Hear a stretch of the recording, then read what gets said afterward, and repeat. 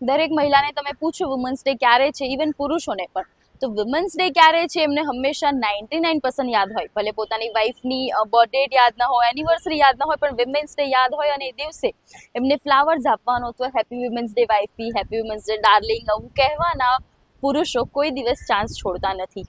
સન્માન આપવાનું એ દિવસે હોય છે, ખૂબ બધા પ્રોગ્રામ્સ થાય છે, ખૂબ બધી વાતો થાય છે. વિમેન્સ સ્ત્રીઓના અધિકારની, સમાનતાની, તેમના સશક્તિકરણની વાતો, ઇક્વાલિટીની વાતો, ઇક્વલ પેની વાતો, સન્માનની વાતો, આ બધી જ વાતો આપણે વિમેન્સ ડે પર કરીએ છીએ.